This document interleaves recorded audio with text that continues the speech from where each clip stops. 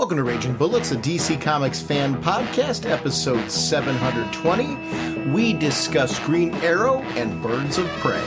From the sleepy suburbs of Cleveland, Ohio, there are assembled the world's two greatest podcast hosts, created from the cosmic legends of the universe. Sean Whalen. Welcome to Raging Bullets, a DC Comics fan podcast. I'm a big fan of variant colors. My love for Batman is that stuff. Let's talk some comics. And Jim Segulin. How's it going, eh? You know me and Superman. I'm really loving what they're doing. Raging Bullets is a spoiler podcast. Their mission, to discuss DC Comics in books, movies, and television several times a month in 1 to 3 hour episodes. And to serve all mankind. Outstanding. Welcome to Raging Bullets. I'm Sean Whalen, drnorge, and I'm joined as always by my co-host Jim, the sensational sensei of the Whatnot Segulin. How's it going, eh? Jim, on this episode we're going to be talking about Birds of Prey issue number 7 and Green Arrow issue number 9. Sponsoring us as always is DCB Service and InStockTrades.com. Mr. Segulin, what is going on over at DCBService.com? We have Absolute Batman Death of the Family hardcover. 50% off, only $50. We also have Absolute Justice hardcover, 2024 edition, 40% off, only $75. Thank you, DCBS. Over at InStockTrades.com, they got their deals of the week. Speaking of Green Arrow Reunion trade paperback, Volume 1, $19.99, regularly 50% off, only $9.99. A great way to catch up on this series if you have not been reading it. Superman Emperor Joker Deluxe Edition hardcover. They have 2 different covers to choose from. $49.99 regularly, 50% off, only $24.99. I want to thank you, DCB Service and InStockTrades.com, for continuing to support our show. Mr. Segulin, what kind of a podcast are we? Raging Bullets is a spoiler podcast. We go in-depth into plotlines, story twists, and whatnot of the comics we're discussing on today's show. So, if you haven't read the books, you may want to come back later so you can better enjoy the show. Let's talk some comics. A scarlet costume ejects from his ring, and in a blur of motion, police scientist Barry Allen becomes the Flash. Our first discussion this episode is going to be a Birds of Prey number 7, Undercover Animals, part 1 of 2. Kelly Thompson is the writer, Javier Pina on art, Jordi Belair on colors, Clayton Cowles on letters, Leonardo Romero with Jordi Belair on the cover, Nathan, it's Zerdu, Pablo Villalobos on the variant covers, Sozo Maika, Wonder Woman History Month variant cover, Lyrics on the 125 variant cover, Jessica Burby and Ben Abernathy are the editors, and apologies for any name butchery. I know I screwed up some there, but really like this creative team. Birds of Prey is a title and a concept that has been very, very important to me over the years. There's been writers who have, so many great writers that have gotten it right. This team's nailing it. The first few issues of this I really liked. I didn't see where this book was going. I didn't see that we were going to get what we got in this issue, Barbara being back. And I liked that there was a whole reason why she wasn't back and leading to actually what the team's doing next. There is some kind of timey-wimey time travel thing involving the birds. And I really like the story concept because it's strange to say, I'm going to say 2 things now that seem like they shouldn't go together, but it becomes like a Reese's Cup of a comic book. It's very grounded in its timey-wiminess. Yes. It's a very grounded series, and I actually quite like that mix. So it's doing like some out there stuff, but yet remains Birds of Prey. And it's hard to do that, and the writer's nailing it. Yes, big time. Big time. Loving this. We got the feel back. We've got Oracle back in the chair. I like the fact that they didn't include her, in the first series, and there was a reason why. And throughout the whole thing, we don't find out until the very last, until issue 6, that the end of that first story arc, we find out why they couldn't include Oracle. They couldn't include Babs on the story because every single time she tried to do it, Babs died. Barbara Gordon died if she would have been included on that first mission. And I loved that was the reason it was finally told. And it was funny because at the end of the last issue... and Sin did too. Yeah. Oh, yeah. Sin and Barbara died. Yeah. So they needed to have Barbara not involved for whatever reason. And it's funny because when I was first reading that, I thought, I was 100% convinced that, because it's the timey-wimey is maps coming back from the future and all that. And I was 100% convinced that either that wasn't the real maps or that was an evil version of her. She had turned or something, and she was keeping Barbara out because Barbara would have been able to figure it out.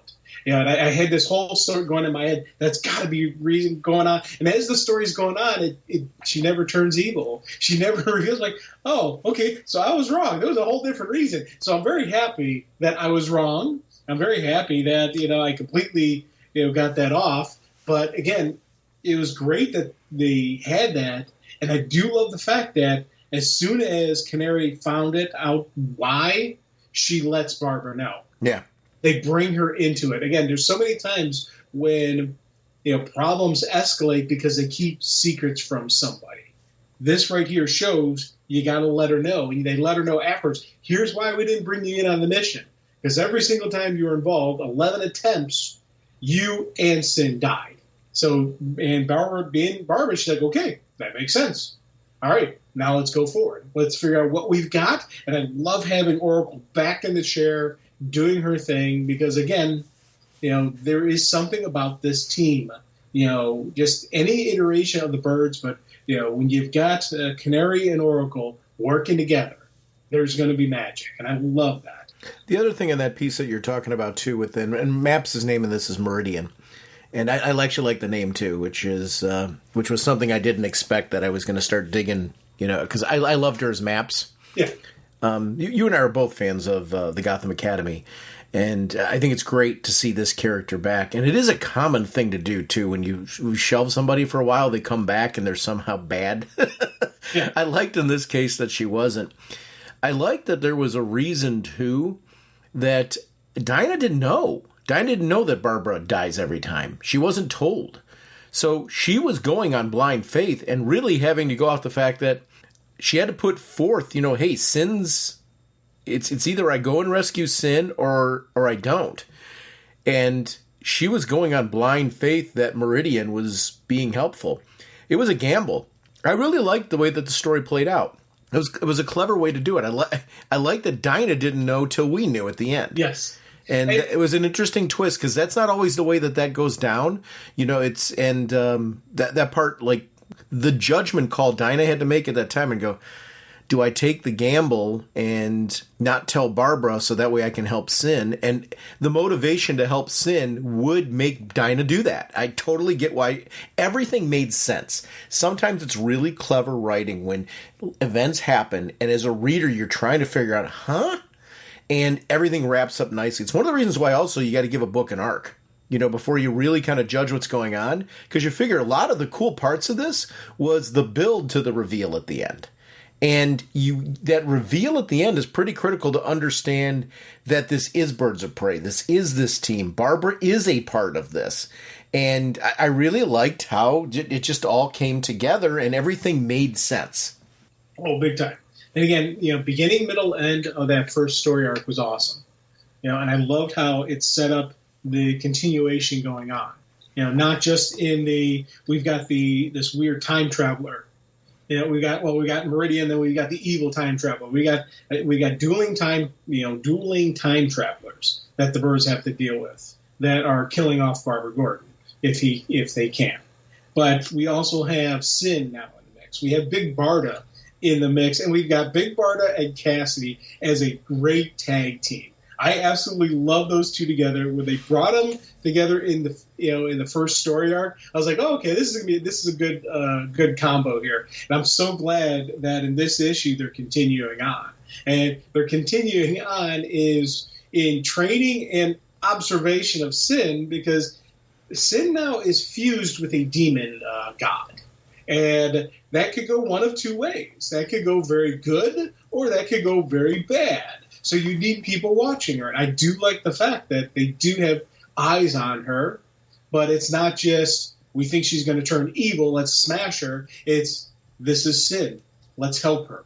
And I thought that was a really cool usage of, again, those two characters where, we don't have, just the straightforward one bird's storyline. We've got this side story going as well. And they did a good job of developing the initial relationship with Barda and Cassie in the last arc.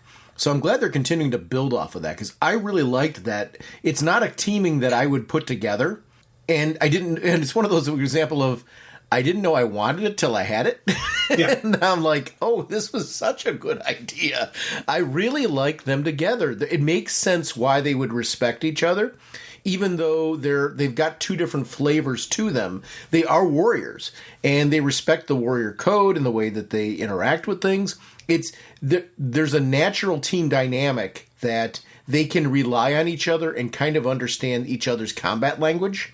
Yeah. And I really liked that was showcased in the sequence, while at the same time allowing Sin to grow as a character. You're right, the framing of that was fantastic. Can I talk a little bit about the artwork in this one? Because these are both an artist and a colorist that I've seen in other work, but they've got some kind of crazy Birds of Prey filter going on in this book, and I really like it. And there's no other way to say it. Like, I feel like this, like, a lot of your video games now will have, like, these filters. Sometimes they're unlockable, where you can go back through and play the game with this with a filter on it that kind of gives it a different sort of cinematic style, if that makes sense. It's like this has got a filter to it.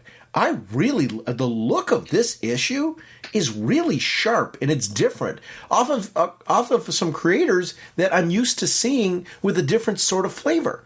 I really like that they're like taking a look at, what does this book need to feel very Birds of Prey, have a little bit of espionage feel to it, have a little bit of a team dynamic, have that technological piece to it.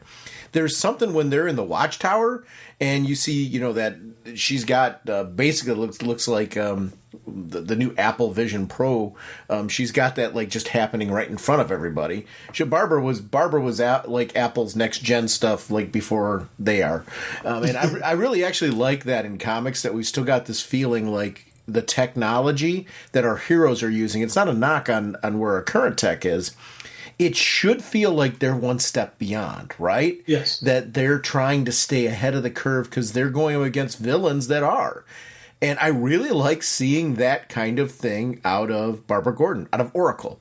I like that she's Batgirl, Oracle, and mashed together, and it just kind of, I'm Oracle today, I'm Batgirl tomorrow, and I'm good with that. Keep that train going. This is like the absolute best of both worlds.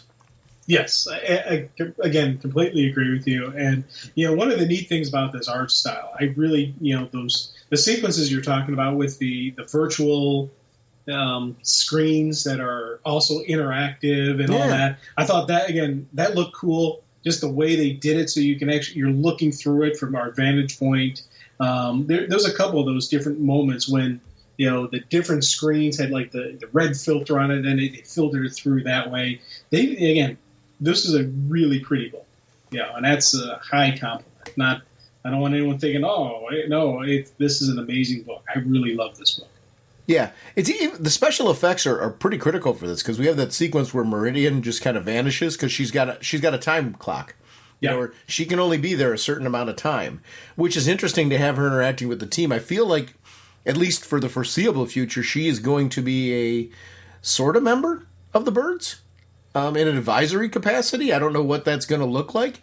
And I quite like that, just because I've always adored the character. And I like that they've found a way to move her forward in an interesting way. But here's the twist with it. They could still bring in maps today and work with her. She could be younger, because this is a much older version of Meridian. Yeah. Well, I mean, who knows how many years down the road, but certainly a decent amount of years down the road that we're seeing her pop back from. Yes, they could, but I don't think they ever will. Oh no, I don't. I'm not saying that. Timey-wimey thing. I'm not saying that. I'm just more saying where it gets heady when you think about time. This is not our maps. Right. Like, our maps is still out there somewhere while this is going on, which is where timey-wimey gets wacky, I guess, is more what I'm looking at. I guess, what happens if a villain realizes that Meridian's helping them? Would a villain use that? Yeah. think about it. If you're a time traveler and you know that it's maps, they're going to go after the young maps. Yeah. So we may get a future issue where the birds have to save maps because the bad guy, the time traveling bad guy, goes after young maps. Realizes who Meridian is. It's one of those things that Rip Hunter never says who his real parents are. They never. It's been revealed, but he's never publicly said it because no one can know who is Rip Hunter. For that exact reason. So I think we have a possible future story down the line on that. Now, one thing I liked is, so you oracled it. I refuse to respond on the basis that I don't want that to become a thing. Too late. I love that. That is awesome. One of the things that I really am enjoying about this book, too, is when we get to MGM Enterprises, we got Vixen in this, but it's this sense of, like, this continuity's been restored in DC. And I like that they kind of did it in a wacky way. And it's just kind of, as fans, we're kind of finding out along the way, oh, this is still in continuity. Oh, great, that's still in continuity. The whole Birds of Prey history, apparently, is back in continuity, which is my preference. So I like it that, short order, if you've read Birds before, you write at home with the fact that Vixen was a part of the team at one point in time. If you haven't, they bring it right up to speed. I like the way they do it in this, because it was like, I was even thinking, because I'm a big Birds fan, I was thinking to myself, why is Vixen in this? And I'm like, oh yeah, she was a member of the team. And I like that they were going back and bringing that up organically, but we've seen this character evolve. She's got a company right now, and obviously she's using this for her activism, and this is the way, generating these profits do that whole piece. But now there's this wacky bit where the clothes that she makes potentially are causing people to commit crimes, be manipulated. There's something in them that could potentially take people over. It's a way cool, wacky story, and they think it's tied to the villain that's potentially after the birds. Yeah. I got to admit, there's a part of myself that's thinking Calculator. Ooh, that's a good one. That would be a really good one. He's a great Birds villain because he always wants to be the one to take down Oracle. So I could see a future version of the Calculator learning that Barbara Gordon is, Oracle, or just targeting the birds because he knows Oracle is a bird. Yeah. Is the leader of the birds. One of the two ways. And I want to say part of me. I'm not saying I'm sold yet. Here's where I'm getting invested in the story. I'm starting to think through who could it be. Yeah. And one of I'm like, who would be smart enough to be able to pull this off? And I'm like, well, Calculator certainly fits that bill as maybe one of the possible characters. We'll see as it goes forward. But I'm actually liking that this story's gotten me to that particular point. I still don't have a theory yet, but part of me was thinking it could be one of prior Birds villains, which is Calculator, but we need connection to the Red. And that I don't know if we have prior Birds villain that have connection to the Red. Why did the person have to have connection to the Red prior to this arc? I guess that's what I'm saying. Yeah, they don't need it. 100% don't need it, but that was the thing I was thinking. Mm-hmm. That's where my brain was going on who the villain was. But I do like Calculator. I like that as an option. Again, with you, I like the fact that they go to they go to Vixen because, hey, we need a person who's Red. We got someone who's connected to the Red. And then while there's another piece to the puzzle. But one of the things I thought was neat was when Vixen's laying out the story, telling them her side of it. They got all the pictures and all that. Her ripped jacket is right there. Mm-hmm. As part of the evidence. And if you go back to the flashback part of Vixen, it's not until the clothes are ripped that she snaps out of it. I thought that was a neat thing because she was just fighting. And it wasn't until the jacket gets ripped, she goes, where am I? And she then is able to take off. I thought that, for me, was a really neat little add-on to the story, and further adding on to this whole, that somehow the clothes are causing this. I also like the pullback of the color in that particular sequence, where they made her almost black and white. They used color at various, but very, very direct palettes They were using red for very specific reasons. They were using like a yellowish kind of goldish, for her powers when they were acting up. When they were when she was interacting with her powers, I should say. I really liked the difference of, you knew this is taking place in the past. It's a flashback. And you switch to present day and there's a different color palette. It was a really good choice. I like when artists do that. It complements the storytelling. It kind of builds like the full atmosphere. You could have gotten all that from the dialogue, sure, that it was a flashback. And I always appreciate, though, when they go that extra step of saying, what's a cool way, though, we can showcase this? And I thought they did it in a really cool fashion. Like, I thought it was a great visual piece. Oh, big time. Again, this is a creative team working together on there. Yeah. And you get, it's one of those things where we'll talk about every so often where you can see the story being told and the artwork that's going hand in hand with it. They're doing, again, this is a great combo, great tag team here. And as you said, I like the fact that it's not a true black and white. It's the red in there, and especially knowing that our villain's associated with the red, I think I kind of like that. But then you have the splash of the gold when it's Vixen using her powers. So instead of overdoing the amount of red, let's throw the gold in there as a nice contrast to it. I thought that was, again, great usage of the great usage of the palette, great way to show flashback, but also power set and whatnot. It was interesting looking at that whole piece, and you keep mentioning the villain's connection with the red. So, was the villain connected with the green and the red, or just the red? Because I know that they were watching the green spectrum initially, and then the red showcased. I guess, and I'm asking the question, I'm not 100% sure. And I'm not saying it's in a bad way. I'm finding the villain intriguing. And I'm trying to figure out where the villain's actually, is the villain tapping into a little bit of A and a little bit of B? No, Maps taps into the green. Okay. And the villain taps into the red. Okay. And it's funny because you think about it, time travel, how does it occur? The Speed Force tapping in, Flash is tapping into the Speed Force. Well, we know the Speed Force, the green, the red, all are the primal forces. So it would make sense that, that somebody who can tap into that power can somehow use it to do a time travel. And that's Barbara's analysis. I'm actually looking at the panel right now. This time traveler isn't using the green. Somehow they're using the red. Yeah. And that seems promising. And that's interesting to have that piece pulled in there. Yeah, and I think that's kind of neat because you think about it. The bleed, if I'm not mistaken, is also directly connected to the red. Oh, and we've seen people use the bleed for time travel as well. Yeah. I thought it was. So, again, it's kind of neat seeing different ways to do time travel. It's not just the Speed Force that can do it. So it's kind of again, where is this going to go with this story? I don't know, and I like that. I like how they're playing this out. Where part one was just the opening salvo.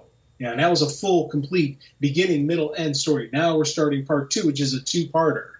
And I'm assuming the two-parter is just going to be the Vixen part, and then we'll go on to the next part of the Aeon. So I'm loving how they're doing this story right now. I'm very happy with the Birds. Because when they first announced that we're getting another Bird series, I of course cheered because I do love this series. So and I'm very happy with the direction they're going right now. So it ends with a fashion show, which makes a ton of sense because of the fact what they're really trying to do is lure out whoever is doing this. They're obviously they're grabbing from various the fashions that she's putting out there. It's interesting to see. I'm very curious to see what comes of this piece. I like how Dinah's getting very critical though. She's trying to put me in what? She's like, how about something a little more modest? And I did like the one that was the most critical was Cassie. Cassie's like, not to this, not to that, not to this. And then finally they found something that, does it come in black? Yes. And I actually liked that whole sequence. But I'm going to be curious to see what happens from this because here's where I'm questioning their logic. And help me with this. So we know already Vixen was taken over by the clothing she was wearing, right? Right. So why would you go and put that stuff on and parade yourself out there? I mean, I guess what I'm questioning is what have they done to prevent themselves from being taken over when they're using themselves as bait? Am I making sense? No, it makes sense. And I was thinking the same kind of thing. Only thing I can think of is Oracle it, and they can figure out something. Or they're just planning on, because the guy, I keep saying the guy, assuming their villain's back and he's a male. But it could be a female villain. Sure.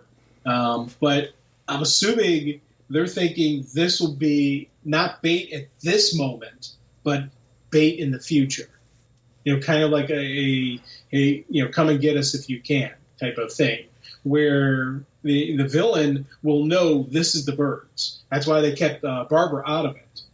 They'll know that this is the birds, and going to go after, and maybe try a different point in time to attack. But this could be like the luring out. See, the villain will be in the audience or something like that. Is what I'm thinking, because they talk about how Sin is there, but she's not dressed up. She's dressed as a waitress because she's only, 15?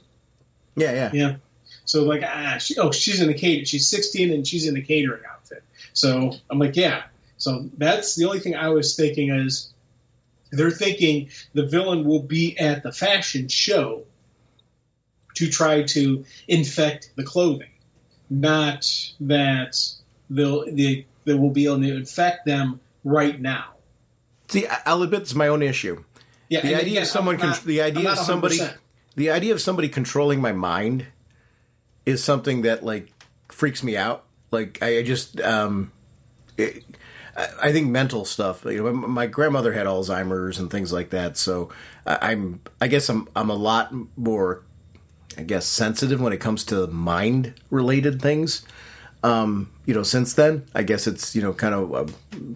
That idea of somebody taking over your mind, losing part of your mind, all those kind of pieces. I'm like, I don't know. I think I can go through a lot as long as I've got my wits, about me. It's kind of, there's different ways to kind of overcome and enjoy life and stuff. But I'm looking at that and I'm like, Vixen was taken over and woke up. That would freak me out. Yes. All of a sudden you were in one place and then there's some time passage and you waking up in another place and not knowing how you got there. Yeah. That whole Vixen sequence that was really well done in this. So we get to the end and I'm like, I'm not putting on this stuff.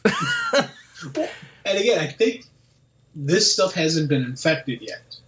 This is all brand new stuff that they're putting out. It's still a gamble. Yeah. Because they don't know. Yeah, but that's my gut on why they did this. Yeah. Because they're going to put out this new stuff, make the bad guy go, ooh, I got to infect the new stuff. Yeah. Show up to infect the new stuff, and then, take them down. Okay. That's my thought. That's what I'm thinking their thought process is. Okay. I'm not disputing what you're saying. Yeah. I'm sitting here. I'm intrigued by this. By the way, this isn't something where I'm sitting here saying this is a bad story or anything like that. No, it's just the opposite. I love this story.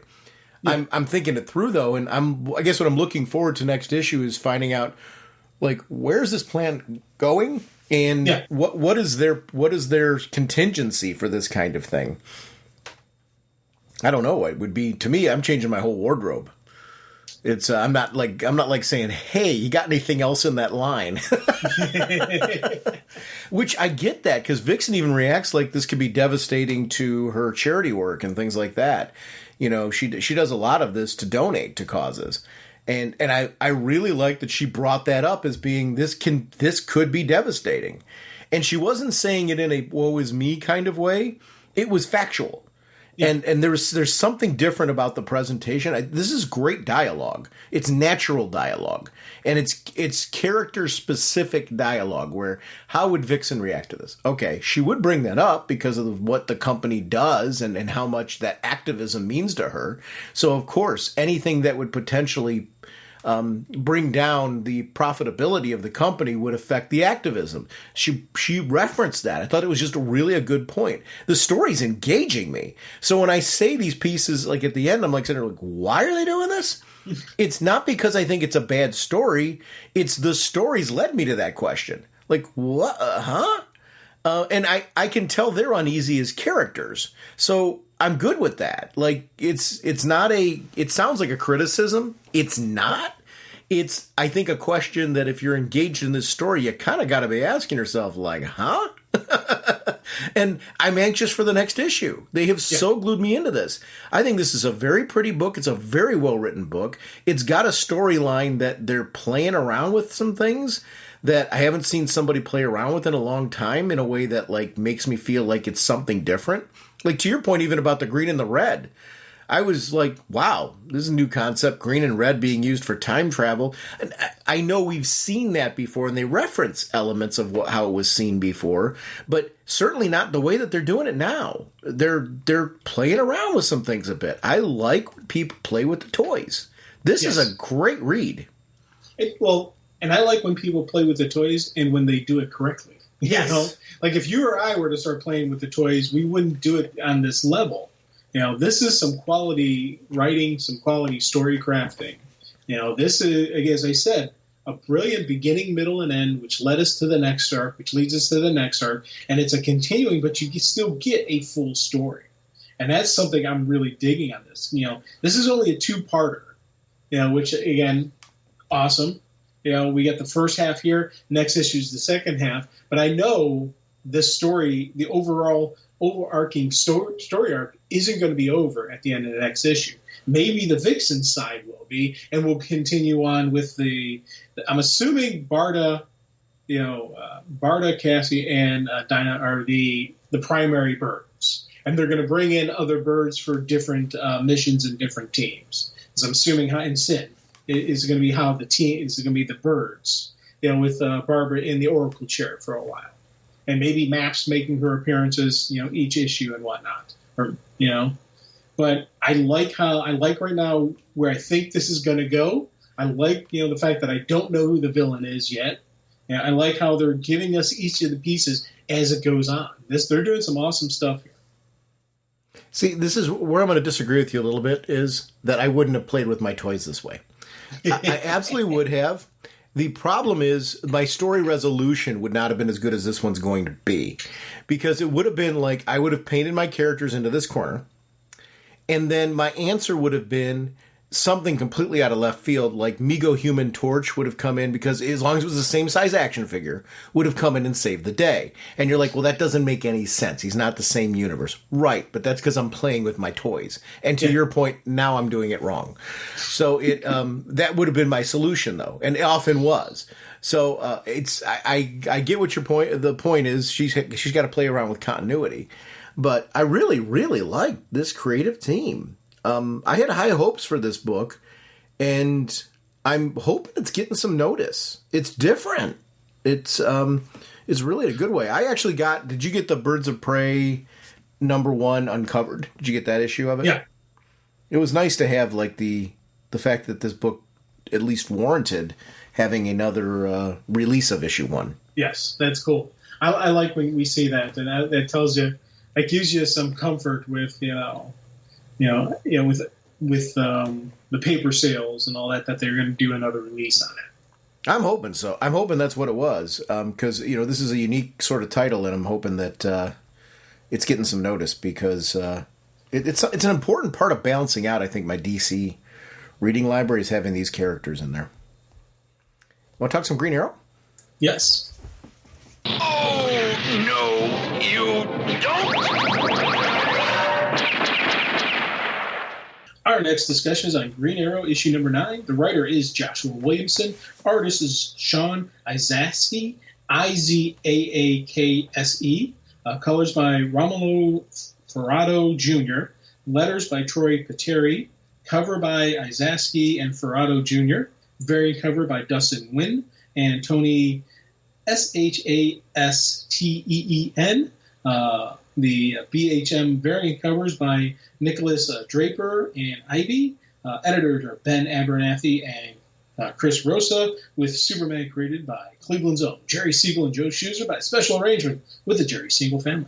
And apologies to name butchering, because I know I butchered the artist's last name, and he did some brilliant work here, so no insult on you.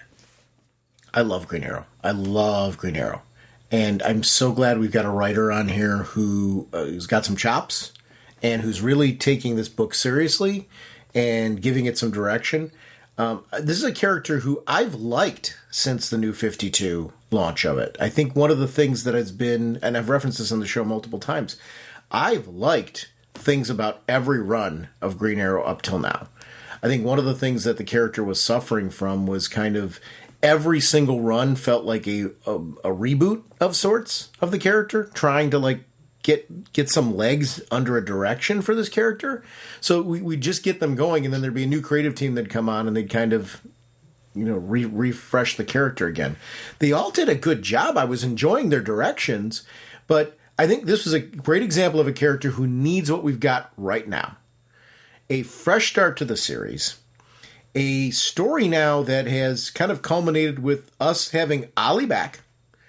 And now this is a direct reflection over what's happened in Beast World, building towards our next summer's event. Green Arrow's front and center here. We've got the Wall's taken over the Hall of Justice, making this Hall of Order. And Green Arrow's got a reason to infiltrate it. But before we get to that, oh my gosh, so much cool stuff to talk about, like some geek out Easter eggs in the very beginning of this story. But man, you're a big Arrow family fan, Team Arrow. We've talked about them on the show many times over the years, and there's been some runs that have been really, really important to you. Does this feel like coming home to you, this book? Because that's what it feels like to me. Dude, man, you have no idea how much happy dances I've been doing with this. And it's one of those things, just as the whole family's getting back together again, they get pulled away, like, no, and then they get back together and they get pulled away, and this guy, and then Roy, it was like, there's so many just roller coasters of, when Roy and his daughter are together, and that moment when they realize and they hug, and it's just, I'm sitting there going, yes, yes, yes, just cheering, and then you've got Ollie going through his time travels, Ollie and his son, him and Connor doing their stuff together. I was like, man, this is some really cool stuff playing out. And I was like, these issues have been absolutely brilliant. And, and I loved last issue when he learns that Roy is working for the Wall. So Ollie's going after the Wall, and I'm like, oh, this is going to be good. And then you got all the Beast World stuff happens, and this is a direct tie into that. I'm like, oh, this is awesome, because me and the Wall. I love the Wall. She's this wonderful villain, kind of hero villain. I don't know what she is. She's the Wall. She's her own person. In her mind, she's doing this to save the world, not conquer it. And I love the fact that in this issue, she had that line. Because Ollie calls her out on that. You never wanted to conquer the world before. I'm not conquering it. I'm saving it. And I love the fact that is the Wall's motivation in this. Now, is she 100% clear? Is she doing the wrong thing? Yes. But will she realize it and make a change? I don't know. I don't know. We know we got this big Wall event coming, and I was like, man, this is outstanding. I was so happy with this. I really was. And Peacemaker and Peace Wrecker are absolutely a wonderful team that I never knew I wanted until we got them. I'm getting really sold on them. It's funny how writers seem to have figured them out now. And I'm more and more enjoying these characters. I referenced this on a previous episode where I was like, I've been kind of hot and cold on them, Peacemaker in particular. I think just because I just haven't gained the attachment to the character. But I'm with you. I thought the usage in this book was really, really good of them. Like we're kind of getting to a point where I like seeing them, whereas before I'm like, oh, these two. And I got to admit, that's where I was at. And I don't feel that anymore, which I think is a sign of developing a direction for characters. Ollie's jealousy, and I don't mean to ramble on, but one of the pieces that, because I'm sure you got something you want to say. Ollie's jealousy of Batman is kind of something, and I like it that it's passive aggressive. It's not like this out there thing, but when he's, gliding on top of the Hall of Order now, and they had left a secret passageway in there that only a few people knew, and he does this line. I hate to admit this, but Batman came up with an idea I liked. And there's so much of that passive-aggressive jealousy that's in there in that moment. And it's not knocking Ollie. I actually really like that personality about him. You could see how working together professionally with somebody like that, Batman could be pretty hard when you're like the other human on the team. And you're kind of trying to, show your own worth and show your own value and have your own say. And it's like you're constantly Batman, Batman, Batman. And trying to show that you are something of equal value in that moment. You're more than just monitor duty, which seems to be like the area where people get like relegated in Justice League if they're not like Batman and they're human. I really liked that Ollie brings like that to light very subtly. It's good writing, because I think Green Arrow is just a fantastic character who I admit I liked him always as a kid. There was something visually about him that I always enjoyed. I liked his backup stories. And then when I read Longbow Hunters, which is a long time in my relationship with Green Arrow, it was kind of like, wow, now I really get him. And there was something about that Mike Grell series that just really made me see the coolness that is Green Arrow. Even though I always loved the character, there was something more that was taken and done with him that I got a chance to really see him spotlighted. And to this day, this is to me the same guy from Longbow Hunters, who has just continued to evolve and grow and things like that. And I think that's something that the writer captured really, really well in this, was feeling of history with Ollie. Again, we've got a great writer who understands Ollie, but also understands the full team. Yep. That I think is one of the things that I love the most about what we've read so far. Each one of these characters, their interactions with each other, the family dynamic, the Team Arrow dynamic is so strong in this because he understands these characters, understands their relationship with each other, knows when there's issues, that there's going to be some hesitation, there's going to be some things, but knows that, they want to work together. Ollie doing this for Roy, 100%. I love the fact that he's really putting himself in direct harm's way, and he's intentionally doing it. Mm-hmm. This whole time, he knew he was going to get caught. He did this solely so he could have a one-on-one, face-to-face with the wall. This is how you have the wall. He knew he was going to get caught. He knew all this was going to happen. He probably could have gone without the torture part of it, but that was just a little beating. He could take it. But I love the fact that that's what the level that Ollie's willing to go to protect Roy. And again, because Ollie has his strengths, he has his weaknesses. And one of his biggest weaknesses has always been that he still feels guilty over the stuff Roy did when he was speeding, when he, with the drugs and all that stuff. Ollie still holds guilt on himself that Speedy did that.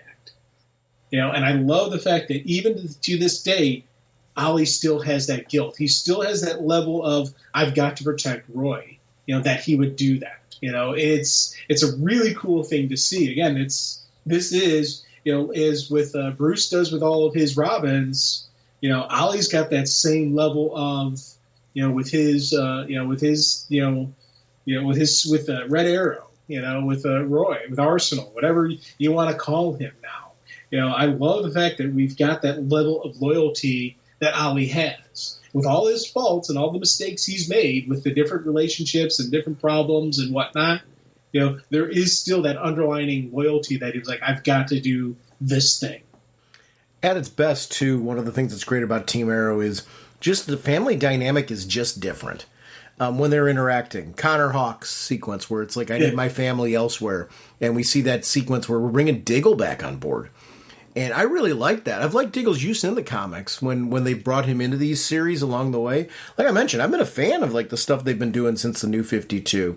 My only criticism is one of kind of flow between one creative team to the next has been something that's been a little choppy. It's not a knock on the actual runs. It's more of I would have liked more of a more organic flow between the different creative teams. They did some really good work with Diggle in those series. So it's great to see him back. And I like that it's this type of way of, we've had some time away from him. We don't know quite what he's been up to. We don't know his state of mind. Connor's reintroducing us to Diggle. And we see the time passage. And Diggle's kind of like immediately out. He doesn't want any part of this until one name's mentioned, Malcolm Merlyn. And I really like that, okay, we're bringing back in a key villain here that I really like. And it's an interesting sort of layered storytelling that's going on here that I really, really enjoy. You mentioned it with Birds before. I think we're getting it here, but it's a different flow. And it should be a different flow because this dynamic and this story that's being built has got a different character to it. And that's when you get to really talk about two different comics that have some similarities to them. It's great to see when you see creators that are nailing it, but are doing it in slightly different ways. It gives the books, you can read these books back to back, and I did not feel like I was getting the same kind of story from each, even though the reason why we put these two together was because of Dinah being on Birds of Prey and Ollie being over here. That was done deliberately for this purpose, and boy, did they just cover a lot of ground in these two different books. Yes. Oh, big time, yes. And again, everything you were saying about Diggle, I was nodding my head along with you. I do love that they brought him back in here. We've seen some signs of him. We're going to figure out what's going on. He's obviously in Corto Maltese prison. What did he do to get in there? And how is he going to get out? Are they just going to bribe? Or are they going to do their thing? Because Connor came with his quiver. You can see him with the bag. So Connor's got his gear with him. So they can get out of that prison very easily. But I don't know what's going to happen there. But one of the things I did like was when they're in the Hall of Order now, and they're clearing away all the stuff that the Justice League saved. I love the line that Waller made about, why did anybody let them keep all this stuff here, this close to DC? I'm like, yeah, why did they? Because the security, it's the Justice League security, but they were able to take over the Hall of Justice very easily, so why would they trust, their security levels? That's something that we've seen where I'm like, guys, maybe because, before it was more secured because they were actually physically there, but still, I don't know. And I do like the fact that the bad guys are using their own security against them. Mm-hmm. But as we saw with Ollie breaking in, there's stuff that's not on the blueprints. And they can't get access to the magical wing yet. They're still working on that, and I want to see how this further plays out. There's a lot of stuff going on that I'm like, they're not done with the Hall of Order yet. They're not done with the Hall of Justice conversion, and I want to see that. I also like that they reference the Superman and that they're being careful in what they're doing because of Superman. It's something that's a part of this whole taking over the Hall of Order.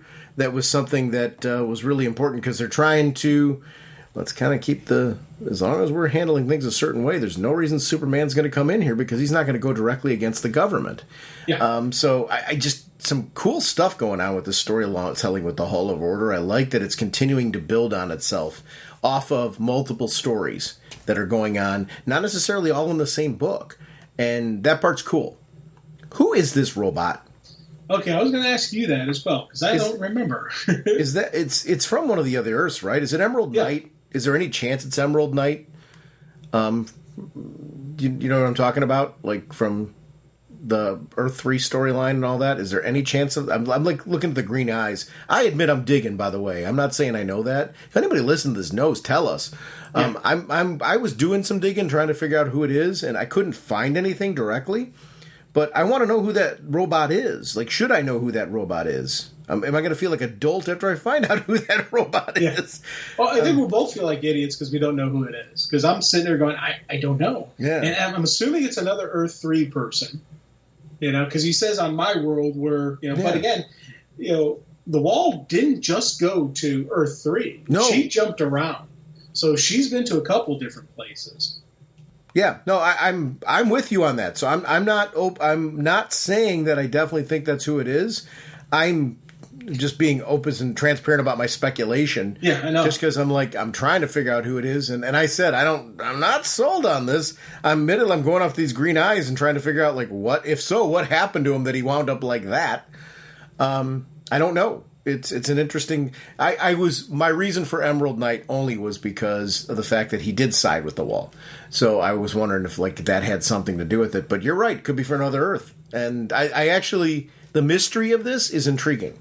Yes. I think we were speculating on this character when we first saw this character back with the Wall. Back in the day. Remember there was that issue that showed them for the first time, and this robot was there. Or not robot, cyborg. This is a living or guy in a suit of armor. I don't know if this is a cyborg or a guy in a suit of armor or what's going on here. I'm very curious. Well, I'm thinking more cyborg because he jabbed him in the eye with the arrows, and it didn't kill him, and he's able to get repaired later on. So I'm assuming that's not armor, but I'm assuming we got a cyborg situation going on. The debate with Waller was really good. She had a previous working relationship, which I love, that they're referencing that. Again, bringing back in history. It's been a long time, but they had worked together previously in the whole Suicide Squad era. So that makes a ton of sense that they've got a relationship. She's recognizing the importance of him. And she is, again, manipulating the situation by saying, hey, listen, I got something you want. Truth to be told, I'm fine with giving it to you. But I want Sanctuary in return. That's pretty cool. Pulling Sanctuary in, because you can think about the information Waller would have with having Sanctuary would give her a huge, huge advantage. So strategically it makes sense what she's trying to do here. I really like that. I mean, you get the why. This an excellent introduction of this particular arc. Oh, big time. Things are going. Oh, big time. And again, it's everything I said because one of the things I love about the Wall is she's not just ruthless; she is cunning. Mm-hmm. She is absolutely brilliant. She is the master, chess master here. And I'm not even going to insult it by saying it's strategic, even though I just did. But I do love the fact that, she's like, I want secrets. And that, when she said secrets, I'm like, what the heck? She already knows all their secret identities, and then you do a page flip. And again, brilliant usage of the page flip. Some people really get it where that final flip of the page and you're like, oh, Sanctuary. Oh, that is awesome. And you think back to that's where Roy died, That's the story arc that Roy died and all that. I'm like, oh, man, there's so many things this story can go with.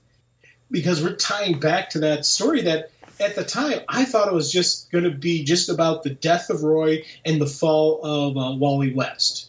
Now we're learning, no, there's going to be more coming out of that story. And I love that they're going back to that story, going back to that whole, that whole adventure that, when it first came out, people were like, oh, yeah, it's good. Okay. And there was, I want to say, mixed reviews on it, but again, they're tying this in, they're going back, and this is going to be playing right into this next big event with the Wall. So I'm like, yes, thank you.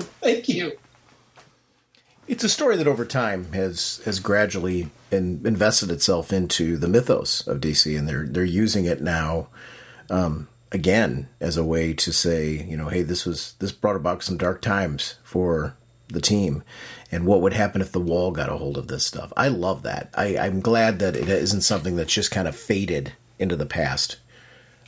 This is a really, really good book, and it makes me smile in particular because I'm such a big fan of Green Arrow, and it really was Longbow Hunters that brought it to a head. I got my old Mego action figure still sitting there, so I admit my enjoyment of Green Arrow predates that, especially the Satellite era Justice League. I was a fan of Green Arrow, but never as a main eventer of his own title.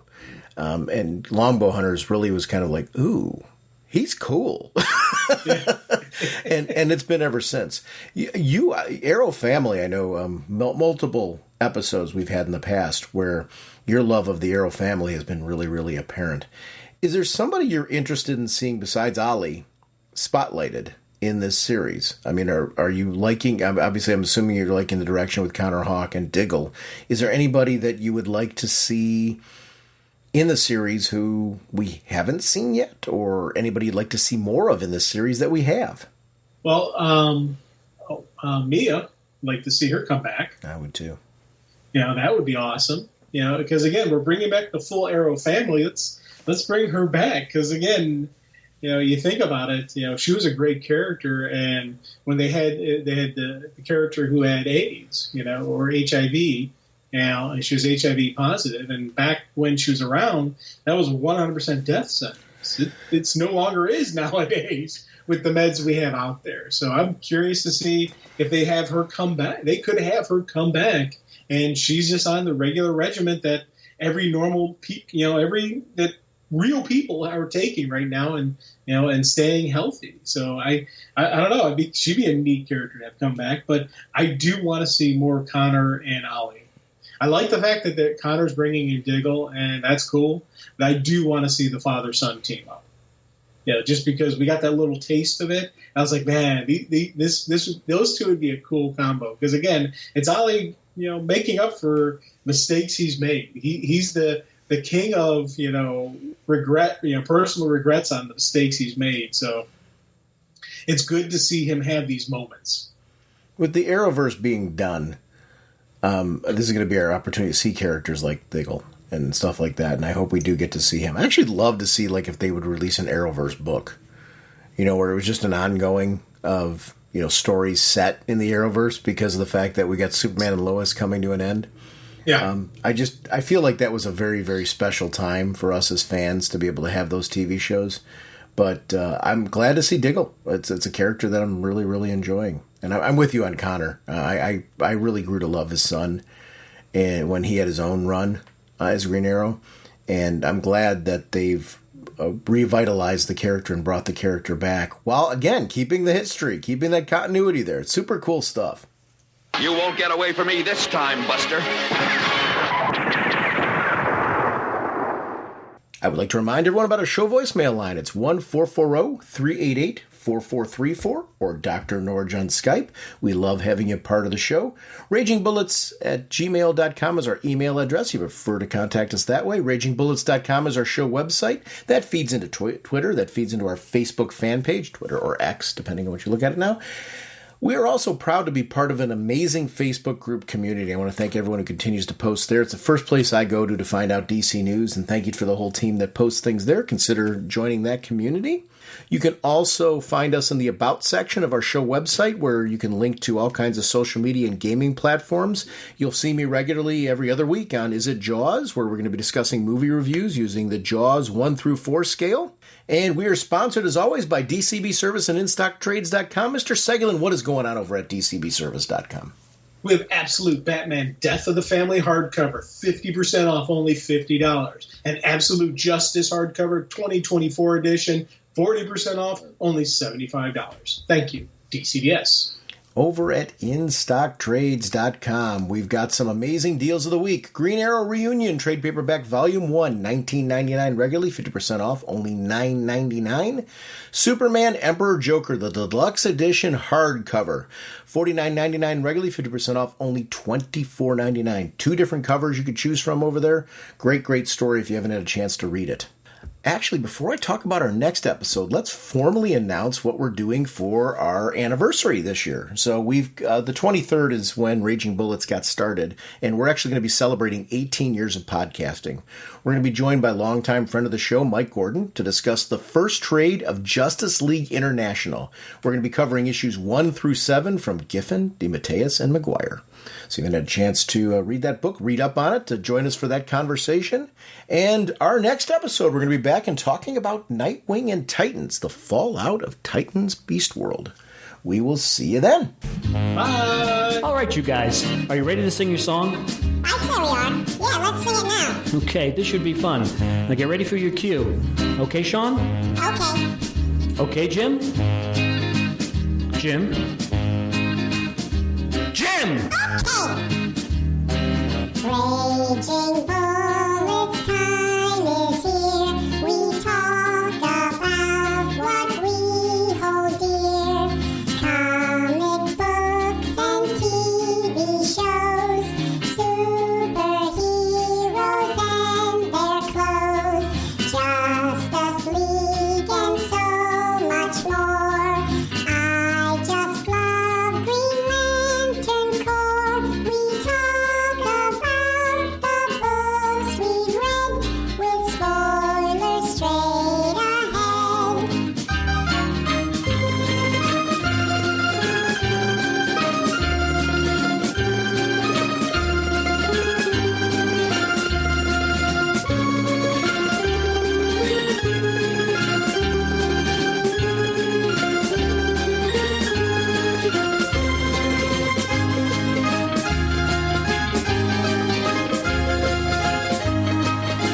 Okay, fellas, get ready. That was very good, Sean. Naturally. Jim, you're a little flat there, so be careful. Jim. Okay. Justice League and so much more. I still love Green Lantern Corps. DC Comics are what we know. The Raging Bullet Show. DC Comics are what we know. The Raging Bullet Show. Excellent job, guys. Let's sing it again. Yeah, let's sing it again. No, that's enough. Let's not push it. Push it. What is that? Yeah, what are you talking about? No, I didn't mean anything by that. I think we did it right Jim, there. how long do you want the song to go? Look, it's our production.